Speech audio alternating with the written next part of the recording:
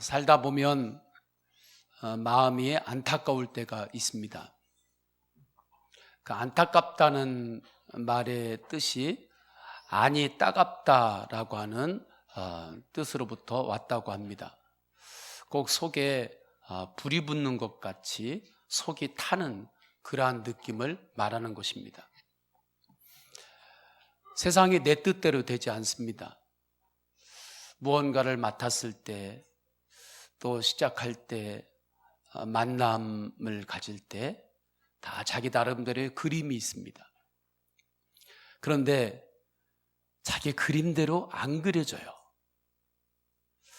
그때 마음이 여러 가지로 안타까움이 생기는 거죠. 그러한 때 성도님들은 무엇을 생각하겠습니까? 무엇이 생각나겠습니까? 어떤 이들은 친구가 생각날 수 있습니다. 어떤 이들은 내가 좋아하는 음식, 맛있는 것을 좀 먹어야 되겠다. 그렇게 생각을 할 수가 있어요. 그런데 그 모든 것들 잠시 위로가 되기도 하고 또 격려가 될 수 있습니다. 그러나 그 모든 것들은 영원하지 않습니다. 잠깐입니다. 유한합니다. 진정한 위로와 힘을 주시는 분은 오직 예수 그리스도이십니다. 그래서 여러 가지 안타까운 상황을 통과했던 시편 기자는 46편 1절에서 10편에서 이렇게 말합니다. 하나님은 우리의 피난처시요 힘이시니 환난 중에 만날 큰 도움이시라. 마음에 안타까움이 있을 때, 또는 내가 원치 않았지만 나도 시험에 들 때가 있어요. 시험에 들 때, 그때 더욱 이때가 예수님을 바라봐야 할 때임을 잊지 않기를 축원합니다. 그때가 더욱 주님을 바라보고 더욱 주님을 생각해야 할 때예요. 사는 게 다 그렇지 뭐 이렇게 인생의 경륜으로 다룰 일이 아니에요. 그때가 더욱 주님을 바라보고 의지해야 될 때입니다. 그때 주님께서 도와주세요. 왜냐하면 주님은 그 안타깝고 여러 가지 그 십자가의 시험 모든 것들을 통과하시고 부활하신 주님이시기 때문입니다. 우리의 질고를 다 아세요. 그렇기 때문에 우리가 예수 그리스도를 생각하고 예수 그리스도를 의지할 때에 주님은 우리를 도우십니다. 돌보십니다. 인도하십니다. 인생이 다 그렇지 뭐 사는 게 다 그렇지 뭐 이렇게 그냥 인생의 경륜으로 그냥 다루고 넘어갈 일이 아닙니다. 그러면 우리가 예수 그리스도를 의지하고 예수 그리스도를 어려울 때 더욱 생각할 때 주님은 어떻게 우리를 도우시는가? 첫째로 주님 앞에서 내가 무엇을 정리해야 되는지를 알게 해주십니다.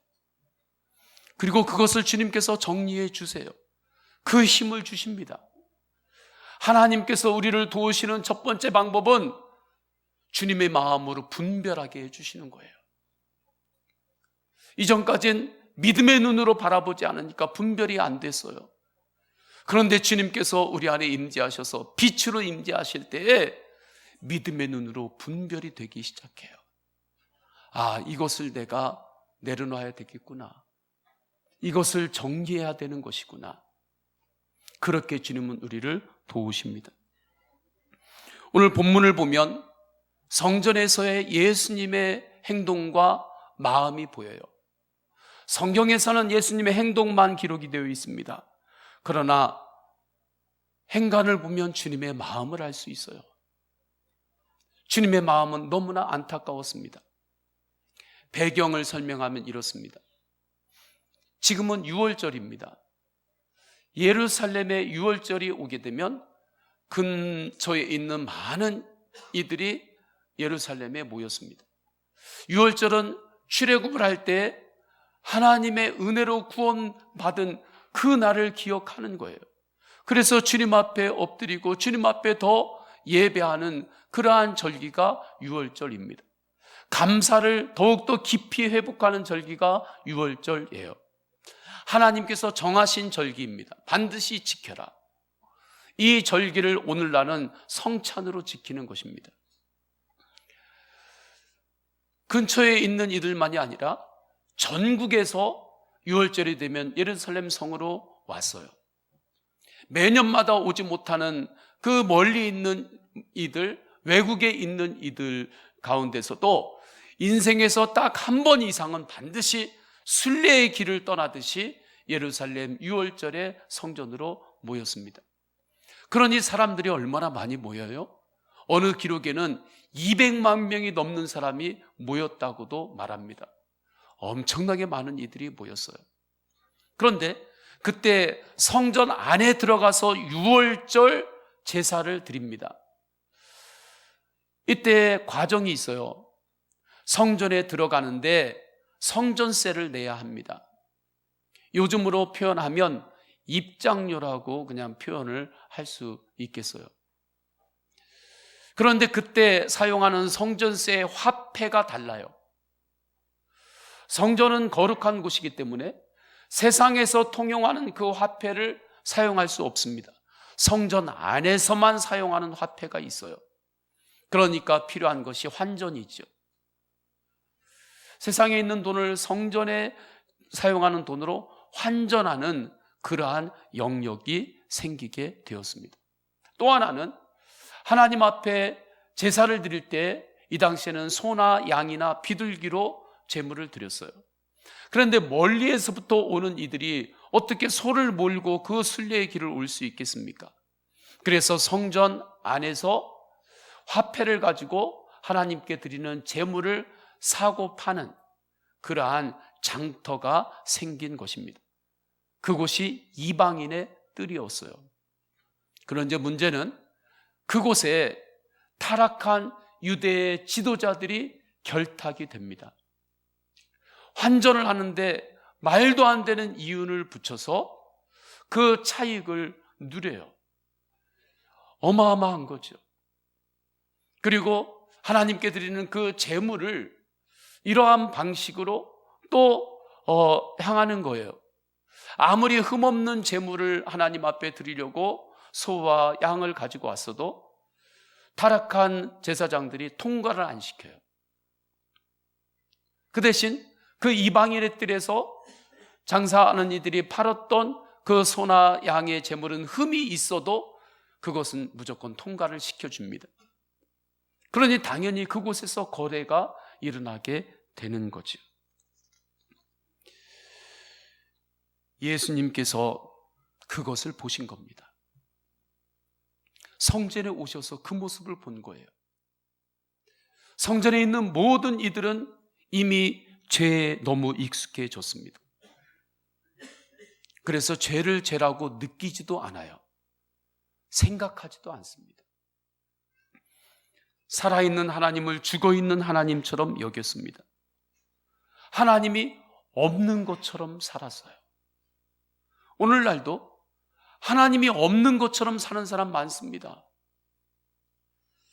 하나님을 죽어있는 하나님으로 생각하고 사는 사람들 많습니다. 그리고 이 땅에서 내가 영원히 살 것처럼 살았습니다. 언젠가는 하나님의 부르심을 받아서 하나님 앞에 간다고 하는 것을 생각 못하는 거예요. 다른 사람이 그렇게 죽고 하나님 앞에 가는 것은 봐요. 그런데 나한테는 적용이 안 돼요. 나는 이 세상에서 언제까지 이렇게 살 것 같은 거예요. 이들의 마음은 굳어졌습니다. 하나님을 알아도 머리로만 알아요. 하나님과의 인격적인 관계가 있다 하는 말은 무슨 말인지 도대체 이해도 하지 못할 정도였습니다. 예수님은 그 모든 것들을 보셨어요. 노끈으로 채찍을 만들어서 성전을 정화하십니다. 그리고 그 장사하는 이들의 판을 뒤집어 엎어요.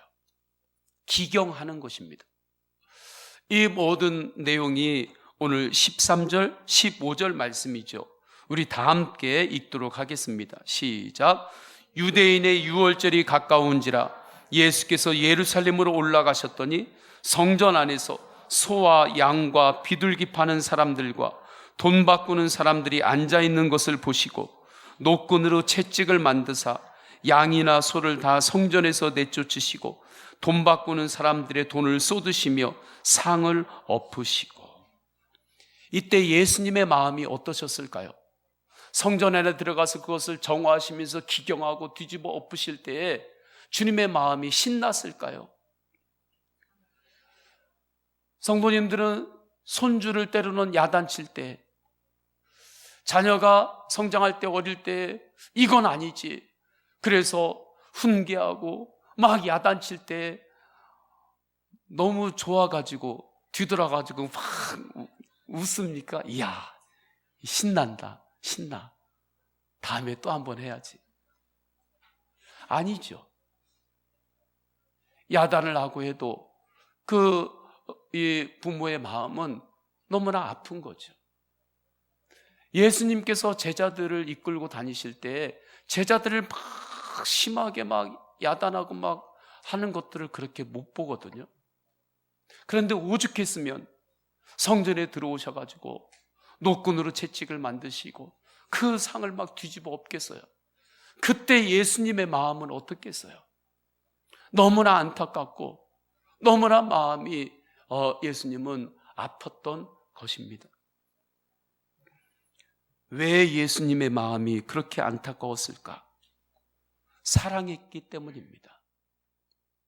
성전을 사랑했기 때문에 그래요. 성전은 성부 하나님의 집이었기 때문입니다. 그래서 16절에 이렇게 성전은 아버지의 집이라고 고백해요. 비둘기 파는 사람들에게 이르시되 이것을 여기서 가져가라. 내 아버지의 집으로 장사하는 집을 만들지 말라. 여기서 우리는 고린도전서 3장 16절을 기억해야 합니다. 우리 다 함께 읽겠습니다. 시작. 너희는 너희가 하나님의 성전인 것과 하나님의 성령이 너희 안에 계시는 것을 알지 못하느냐. 아멘. 하나님께서, 예수님께서 이렇게 사랑한 성전을 주님은 고린도서에서 너희가 바로 성전이다, 성도가 바로 성전이다, 그리스도인이 바로 성전이라고 주님께서 말씀해 주십니다. 그러니까 하나님은 우리를 성전으로 여겨주신다는 거예요. 놀라운 말씀입니다. 그래서 예수님은 성전과도 같은 내 마음 안에 여러 가지 찌꺼기와 내가 정리하지 못하는 것들, 안타까운 것들을 그대로 가지고 살아갈 때 주님은 내 안에 임재하셔서 내 안에 있는 찌꺼기와 가시들을 깨닫게 하시고 그것을 보여주시고 분별하게 해주시고 그리고 내 마음에 있는 것들을 정결케 하십니다. 정리하여 주십니다. 이것이 주님께서 우리를 도우시는 거예요. 돌보지 않는 마당을 본 적이 있습니까?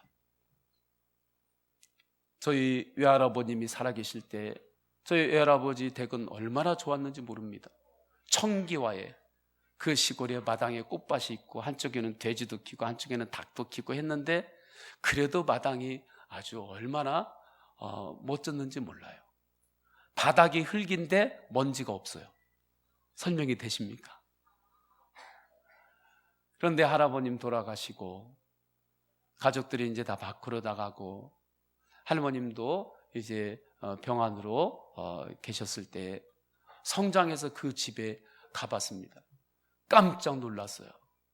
돌보지 않는 집이 이렇게 되는구나. 마당에는 잡초가 가득하고 깨진 기와장들, 농약병 막 돌아다니는 것을 보았습니다. 정말 깜짝 놀랐어요. 돌보지 않는 집은 그렇게 됩니다.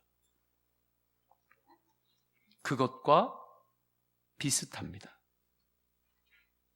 그 당시 예루살렘 성전이 영적으로 돌봄이 없었습니다. 말씀의 돌봄이 없었습니다. 그러니까 불순종과 시기와 미움, 이런 것들로 가득했던 거예요. 교만으로 가득했던 것입니다. 이러한 모든 것을 예수님께서 그 성전에 친히 오셔서 정리하십니다. 정리할 때 책망도 하십니다. 뒤집어 엎기도 하십니다. 우리는 이 말씀 앞에서 단순히 위로만 받을 수 없습니다. 오늘 말씀은 어떻게 보면 성도님들이 교회 가서 위로받아야지 하고 오신 분들에게는 굉장히 좀 난감한 말씀입니다. 오늘 말씀은 위로의 말씀이 아니에요. 너희의 속을 점검하라는 말씀이에요. 내 속을 하나님 앞에서 점검해라. 주님께서 주시는 말씀입니다. 지금 내 안에도 예수님으로 정리해야 될 것들이 있는지를 확인해야 합니다. 많은 이들이 내 안에 정리해야 할 것은 정리하지 않고 삽니다. 부엌에 싱크대 아무리 반짝반짝 닦아도 내 안에 속을 정리하지 않으면 주님은 어디를 보시는가? 내 중심을 보시는 분이십니다. 교회의 직분도 있습니다. 성도라고 불립니다. 그런데 마음 안에는 믿음 대신 계산만 있습니다. 탐욕과 교만과 열등감과 숨겨진 낙심이 있습니다. 미움, 다툼, 시기, 질투, 염려와 근심, 불순종의 찌꺼기들이 내 마음의 마당에 곳곳에 쌓이고 돌아다닙니다. 영적 게으름이 있습니다. 게으름은 알고도 안 하는 게 게으름이에요. 모르고 안 하는 건 게으름이라고 말하기가 좀 어려워요. 무지 쪽에 가깝지. 근데 게으름은 알고도 안 하는 거예요. 예전에는 연탄으로 바닥을 난방했습니다. 집에 부모님 그늘 안에 있을 때는 연탄불이 그래도 잘 안 꺼져요. 그런데 좀 커가지고 자취한다고 나오면, 자취할 때 몇 명이 이렇게 모여가지고 있어요. 그러면 바닥에 온도를 보면 연탄불이 점점 꺼지는구나, 연탄불을 갈 때가 됐네 하는 것을 알아요. 느낌으로 알아요. 그런데 밖이 너무 추워요. 그러니까 다음에 갈지 뭐, 조금 이따 갈지 뭐, 조금 이따 갈지 뭐, 그러면서 이불로만 어떻게든 버티려고 이불을 또 둘둘둘 감고 있죠. 그러다가 잠들어요. 연탄불이 꺼집니다. 너무 쳐가지고 눈을 뜨죠. 그 다음에는 어떻게 살릴 길이 힘들어요. 그럼 이제 주위에 가서 연탄불이 있는지 한 개만 또 빌려달라고 깨가지고 놓고 그렇게 합니다. 게으름이 이렇습니다. 영적 게으름이 이런 거예요. 모르는 것이 아닙니다. 알고도 미루는 것입니다. 다른 것은 몰라도 기도를 미루지 않기를 축원합니다. 사명을 미루지 않기를 축원합니다. 전도와 선교, 복음 전하는 것을 미루지 않기를 축원합니다. 왜요? 기도와 사명은 생명이기 때문입니다. 다른 것은 미뤄도 좀 괜찮아요. 생명은 미루면 안 돼요. 얼마 전에 기사를 보았어요. 인도의 한 초등학교 교실에서 일어난 기사였습니다. 성도님들도 접한 분이 계실 거예요. 아이가 오후 3시경에 교실 안에 있는 뱀에게 물렸어요. 독이 온몸에 퍼지는 겁니다. 그런데 선생님이 수업 끝나기 전에는 병원 못 간다고, 그래서 4시 수업 끝날 때까지 너 여기 있으라고 그렇게 한 것입니다. 수업 다 끝난 이후에 이제 아버지가 알고 보건소로, 개인 병원으로 갔는데 인도의 의료기관이 그렇게 발달이 안 돼 있으니까 해독제가 없는 거예요. 그래서 동동거리고 다니다가 마지막에는 80km 떨어진 종합병원을 향해 달려가다가 결국에는 아이가 숨을 거두게 됩니다. 10살이에요. 다른 것은 좀 미뤄도 되죠. 그런데 지금 생명에 관계되어 있고 독이 퍼지고 있는데 기다려. 수업하는 중이니까 가만히 있어. 그렇게 하면 안 되는 거죠. 생명에 관계된 것은 미루면 안 되는 것입니다. 기도가 그래요. 기도는 생명입니다. 전도와 선교도 생명이에요. 오늘 하루 성도님들이 해야 될 기도가 있어요. 할렐루야. 오늘 눈을 뜨면 오늘 해야 될 기도가 있단 말이에요. 예수님을 바라보며 오늘 해야 될 기도를 미루지 말고 하시기를 축원합니다. 웃으면서 하시는 이야기들이 있죠. 오늘 점심밥 꼭 먹어야 된다고. 왜냐하면 오늘 밥 안 먹으면 이 밥은 영원히 먹을 기회가 나에게 안 돌아온다고. 오늘 먹을 이 끼, 오늘 놓치면 영원히 못 먹는 끼니까 꼭 먹어야 된다고. 기도가 그래요. 오늘 꼭 해야 되는 기도가 있어요. 그 기도를 미루지 않기를 축원합니다. 이러한 것들이 우리 안에 나도 모르게 들어와요.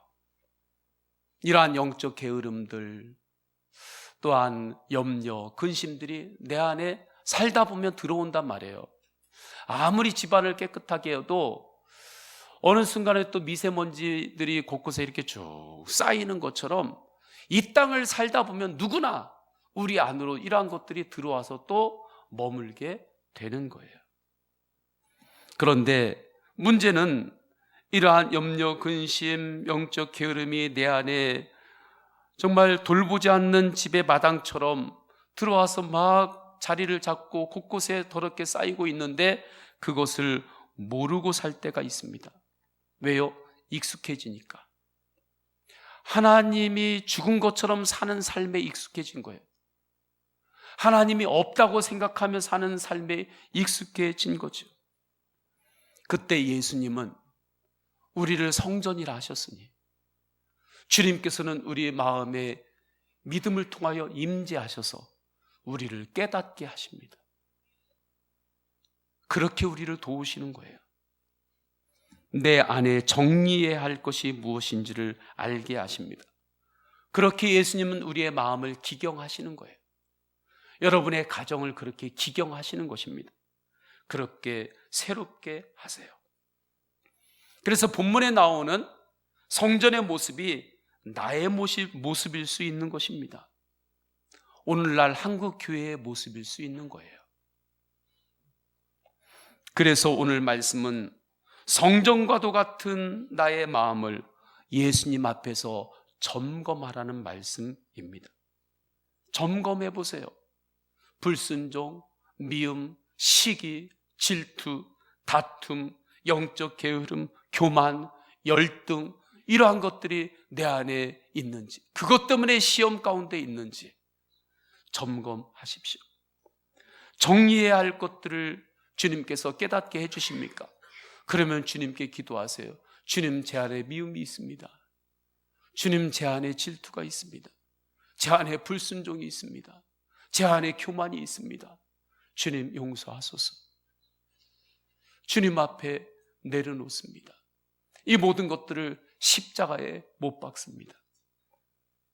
그때 예수님은 놀랍게도 성전을 정화하듯이 주님의 십자가의 은혜로, 내 노력과 내 실력과 내 공로가 아니라 주님의 은혜로 우리의 마음을 정결케 하시고 우리의 영을 깨끗게 하십니다.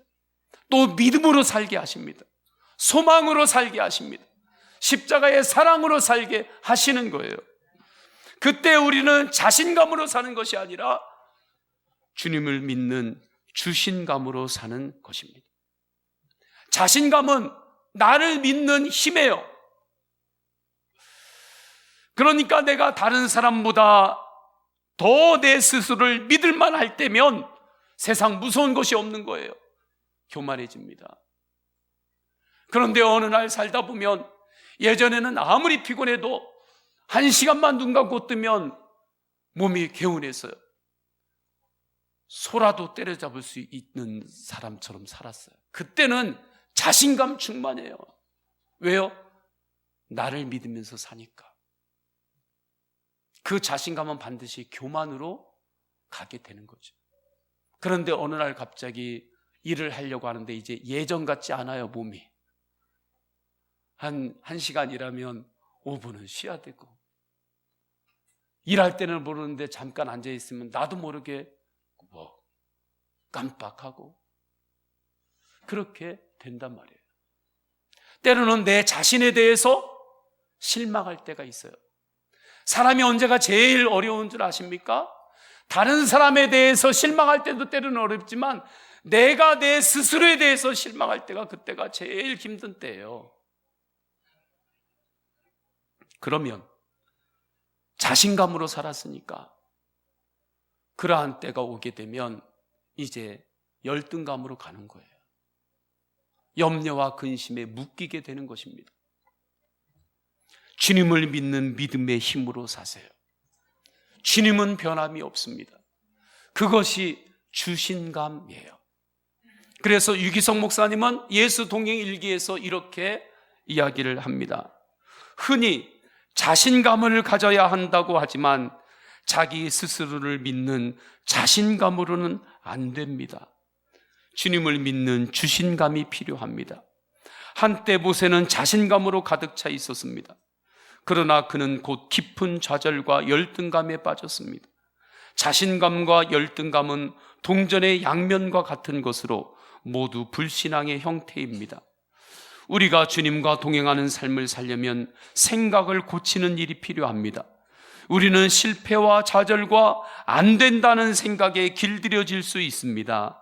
실패를 마치 운명처럼 받아들이고 무기력한 삶을 되풀이하는 것입니다.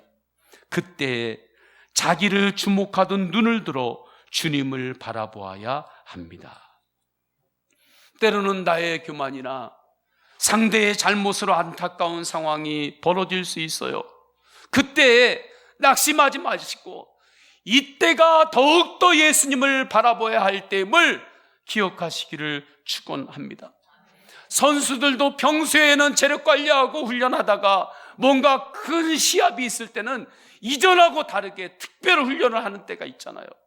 우리가 평소에 신앙생활 하다가 때로는 안타깝거나 어려운 상황이 있을 때는 이때가 더욱 예수님을 바라봐야 할 때임을 알고 더욱 예수님을 붙잡고 더욱 예배에 힘쓰고 더욱 기도에 힘쓰시기를 주님의 이름으로 축원합니다. 그때 예수님께서 성전에 찾아와 성전을 새롭게 하신 것처럼 우리를 새롭게 하십니다. 엎어진 물은 다시 담을 수 없다고 합니다. 그러나 예수 그리스도 안에서는 엎어진 물도 다시 담을 수 있습니다. 쓴물도 단물로 바뀝니다. 어떠한 상황에서도 예수님을 더욱 깊이 바라보시고 생각하시기를 축원합니다. 내 뜻대로 다 안 돼요. 내 그림대로 안 돼요. 그러면 이때가 더욱 예수님을 바라봐야 할 때임을 아시기를 축원합니다. 내 그림대로 안 되고 내 뜻대로 안 돼요. 그러니까 내가 또 더 이전보다 더 많은 것을 동원해가지고 내가 더 열심히 해가지고 어떻게든 바꿔야 되겠다. 이건 미혹이에요. 그 바퀴에 들어가면 안 돼요. 이때가 더욱 주님을 바라봐야 될 때이구나 하고 주님을 바라보시기를 축원합니다. 그때 주님이 도와주세요. 분별하게 해주세요. 복잡한 것을 단순하게 주님께서 이렇게 정리를 해주세요. 둘째, 우리가 안타까운 상황에서도 예수님을 생각하면 예수님은 우리를 십자가와 부활 복음으로 반드시 승리하게 하십니다. 유대 지도자들은 핵심을 보지 못해요. 생명의 핵심을 보지 못해요. 인생의 핵심을 지금 보지 못해요. 영생의 핵심을 보지 못해요. 그래서 성전을 정화하시고 계시는 예수님께 질문을 퍼붓는데 그 질문들이 다 죽은 질문입니다. 변죽을 두드리는 거예요. 당신이 어떻게 성전을 아버지의 집이라고 말할 수 있습니까? 이 당시에 하나님을 아버지라고 고백하는 것은 신성 모독죄였어요.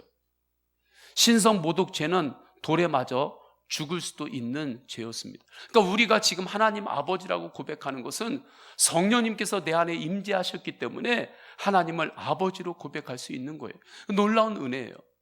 이 당시에는 꿈에도 생각 못했어요. 그런데 예수님께서 성전은 내 아버지의 집이다 말하는 거죠.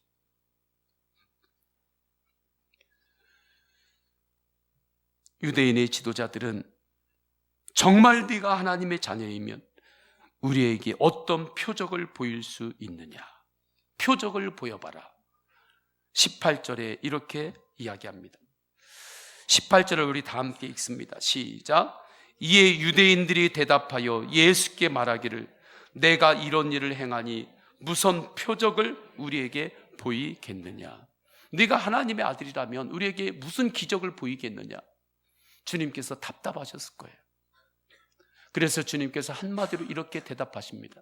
19절에 다 함께 읽습니다. 시작.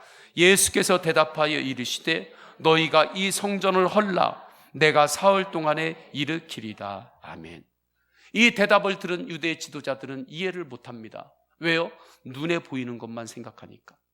눈에 보이는 예루살렘 성전은 46년 동안을 건축하고 있는 중입니다. 앞으로도 몇십 년을 더 건축하고 완성을 시켜요. 그러니까 어마어마한 이 건축물인 거예요. 돌 하나만 해도 미터들이 넘어요. 그런데 이 성전을 허물어라. 그러면 내가 단 3일 만에 이 성전을 다시 일으키겠다 하니까 유대 지도자들은 예수님이 또 신성 모독을 한다고 생각을 했습니다. 그래서 마지막 십자가에 예수 그리스도를 못 박을 때 죄명이 뭐냐면 신성 모독죄였어요. 그리고 그 모독죄의 그 증거를 검사가 증거를 내듯이 오늘 주님께서 하신 말씀을 증거 자료로 내놓았습니다. 그런데 예수님께서 하신 말씀은 십자가와 부활을 예언하시는 말씀이에요. 성전을 허물라는 것은 십자가를 뜻합니다. 성전을 사흘 만에 다시 세운다는 것은 부활을 뜻하는 것입니다. 예언을 주님께서 하셨고 실제로 예수님은 십자가에서 죽으셨고 부활로 예언을 성취하셨습니다. 그때의 제자들도 예수님의 모든 말씀을 믿게 되었다고 말해요. 보면은 예수님을 따르는 제자들도 예수님이 하신 말씀을 다 믿지 못했던 거예요. 그러니까 어떤 것은 믿고 어떤 것은 못 믿었어요. 그러니까 성경 말씀 중에 어떤 것은 믿어져요. 그런데 어떤 것은 안 믿어져요. 골라가면서 믿어지는 거죠. 예수님의 제자들이 그랬어요. 그런데 예수 그리스도의 부활을 보고서 지금까지 하셨던 주님의 말씀은 모두 다 진리였구나. 모든 말씀이 믿어지게 되었습니다. 이것은 믿음의 논리예요. 이게 믿음의 논리예요. 믿음의 역사예요. 성령의 역사입니다. 그래서 21절, 22절에 이렇게 말씀해요. 우리 다 함께 읽겠습니다. 시작. 그러나 예수는 성전된 자기 육체를 가리켜 말씀하신 것이라. 죽은 자 가운데서 살아나신 후에야 제자들이 이 말씀하신 것을 기억하고 성경과 예수께서 하신 말씀을 믿었더라. 아멘. 그래서 복음은 설득을 넘어서는 거예요. 믿음의 원리인 것입니다. 어떤 상황에서도 예수님을 믿는 자는 승리합니다. 예수님을 믿고 사시기를 축원합니다. 세상에 믿을 게 많지요. 그러나 세상 믿으면 안 돼요. 예수님을 빼고 살면 안 돼요. 예수님을 믿는 자가 승리합니다. 왜요? 예수님은 세상의 편견과 그 아픔, 죄 모든 것을 십자가로 통과하셨고 부활하셨기 때문입니다. 그 주님께서 우리를 도우세요. 십자가는 아픔입니다. 그러나 십자가의 아픔은 살리는 아픔이에요. 아픔 중에 죽이는 아픔도 있지만 살리는 아픔도 있어요. 제가 지금까지 신방하면서 잊지 못한 신방이 있습니다. 그 분들은 중국 식당을 경영하는 부부였습니다. 남편이 오토바이 타고 배달 나갔어요. 교통사고를 당했습니다. 그래서 온몸에 마비를 입었어요. 아내가 간호했는데 언제까지 간호할 수 없잖아요. 살아야 되니까. 그래서 중국 식당을 아내가 이제 가서 경영을 합니다. 교회에서는 계속해서 중보 기도했어요. 신방을 몇 번 가서 기도했어요. 그러나 항상 동일했습니다. 아내가 와서 하는 일은 뭐냐면 남편 발을 꼬집는 거였어요. 몸을, 손이고 발이고. 아무리 꼬집어도 남편이 이제 무감각하니까 신경이 느끼지를 못해요. 그러면 또 가서 일하고. 그런데 어느 날 목사님 전화가 왔어요. 신방을 갔습니다. 갔는데 신방 예배를 드리고 기도하는데 목사님 보세요 하면서 남편 다리를 막 꼬집는 거예요. 꼬집는데 조금씩 꼬집는 것도 아니에요. 완전히 잡아가지고 막 비틀어요. 그러니까 남편이 아파가지고 얼굴을 막 찡그려요. 찡그리니까 남편은 아파가지고 막 죽겠다고 얼굴을 찡그리는데 이 아내는 막 좋아가지고 목사님 보세요 아프다고 해요. 그러면서 막 손을 또 막 꼬집고 막 옆구리를 꼬집고 막 그래. 그러니까 남편은 그때마다 아파가지고 막 얼굴이 찡그려요. 저는 속으로 그만 좀 꼬집었으면 좋겠는데 남편은 저렇게 아프다고 하는데, 그런데 아내는 막 기뻐가지고 계속 꼬집어요. 목사님 이것 좀 보세요. 아픔을 느끼니까 기쁜 거예요. 그 아픔은 살리는 아픔이죠. 결국에 그분은 회복이 되었고 그 중국 식당을 다시 경영하기 시작했어요. 그 식당에 가서 예배를 드릴 때 정말 하나님께 눈물의 영광을 올려 드렸습니다. 아픔을 살리는 아픔이 있는데 십자가가 그렇습니다. 예수님의 십자가는 눈물입니다. 낭만이 아니에요. 예수님의 십자가는 힘겨움이고 고단함입니다. 그런데 사랑 때문에 그 길을 선택한 거예요. 그런데 예수님은 사랑으로 그 모든 것을 통과하셨어요. 이기셨어요. 그리고 부활하셨습니다. 그래서 어떤 안타까운 상황에서도 예수님을 더욱 생각하면 예수님께서는 반드시 우리를 돕습니다. 그때 우리 안에 놀라운 복음의 능력으로 충만하게 돼요. 저는 이 복을 성도님들이 누리시기를 축원합니다. 이 복을 세상 사람들이 함께 누리기를 원하면서 전도하는 거예요. 탈북민들을 돕는 선교사님 두 분이 어느 국가의 수용소에 갇혀 있습니다. 수천 명이 있는 수용소에 두 분이 갇혀 있어요. 그분들의 이야기를 들었습니다. 그분들이 그곳에 갇혀 있는데도 그분들은 그 수천 명의 수용소에 있는 갇힌 사람들에게 복음을 전하는 데 힘을 다한다고 합니다. 정말 소망으로 복음을 전한다고 해요. 어떻게 그곳에서도 그렇게 소망으로 살 수 있습니까? 십자가를 통과하신 부활의 예수님으로 승리하기 때문입니다. 요즘 큐티 본문이 요한계시록입니다. 계시록을 묵상하면서 큰 은혜를 받습니다.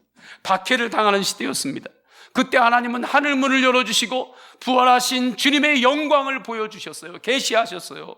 계시록 7장 9절 10절에 보면 내가 보니 각 나라와 족속과 백성과 방언에서 아무도 능히 셀 수 없는 큰 무리가 나와 흰 옷을 입고 손에 종려가지를 들고 보좌 앞과 어린 양 앞에 서서 큰 소리로 외쳐 이르되 구원하심이 보좌에 앉으신 우리 하나님과 어린 양에게 있도다.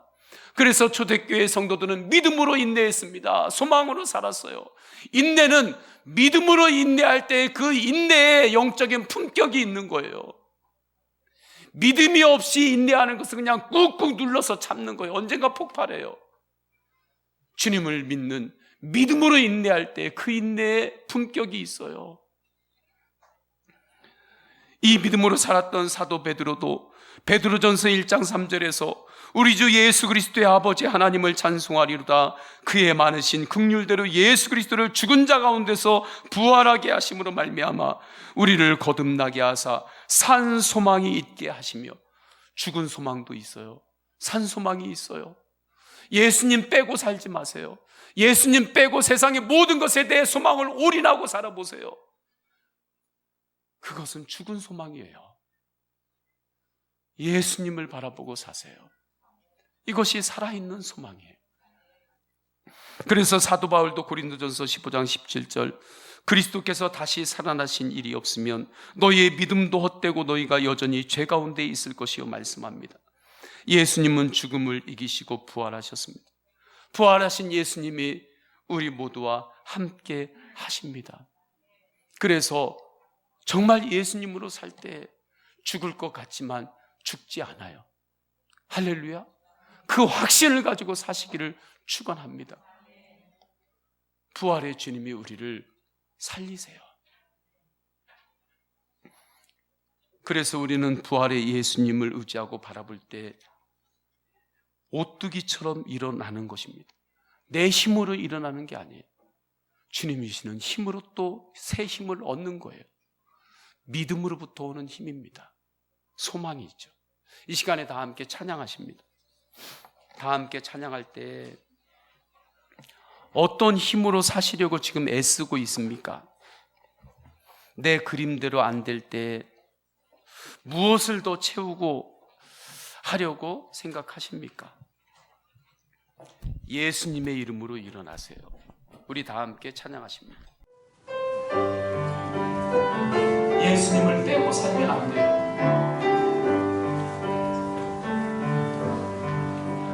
예수의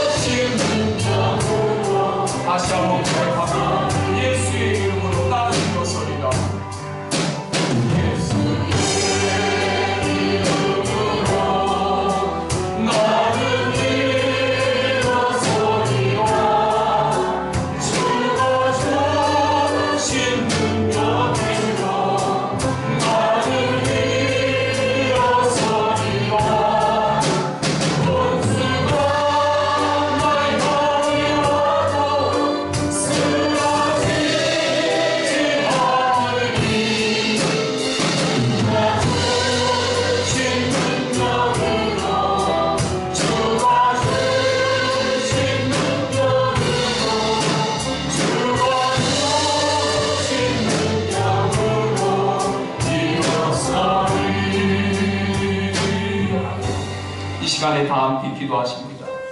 다 함께 기도하실 때 첫째, 주님 앞에서 내 안에 정리되어야 할 것이 있을 때는 주님 이 시간에 주님 앞에 그 모든 것들을 드러냅니다. 내 힘으로 정리할 수 없어요. 내 힘으로 정리하려면 애쓰기만 하다가 또 그 가운데 교만이든 낙심으로 빠집니다. 주님 앞에 나를 드러내는 것입니다. 주님 도와주소서. 정리하여 주소서. 두 번째, 주님 자신감으로만 살지 않고 주님을 신뢰하는 주신감으로 살겠습니다. 우리 다 함께 오늘 주신 말씀 붙잡고 통성으로 기도하십니다. 할렐루야. 하나님 아버지 인도하옵소서.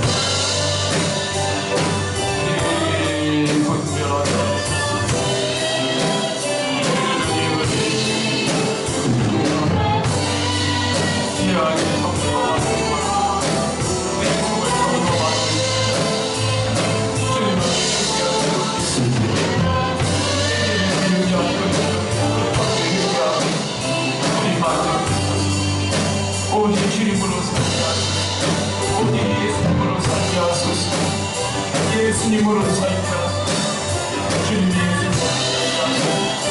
자신감을 넘어서서 예수님을 신뢰하고 살아계신 하나님을 의지하는 믿음으로 살자.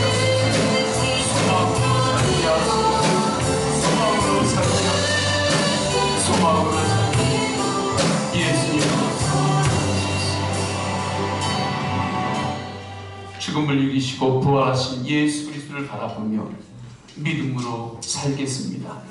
예수 그리스도의 이름으로 기도드립니다. 아멘. 우리 다 함께 일어나셔서 결단의 찬양하십니다. 우리는 예수님과 함께 가는 것이 우리의 기쁨이고 긍정이고 소망입니다.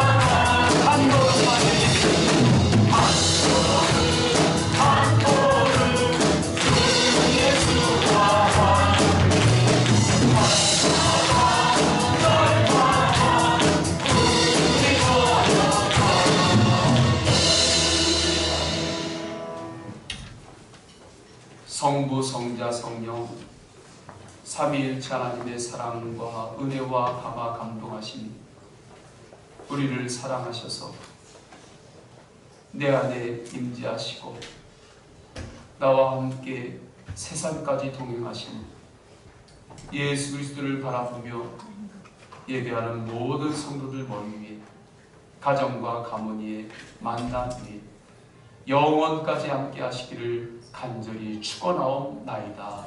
아멘.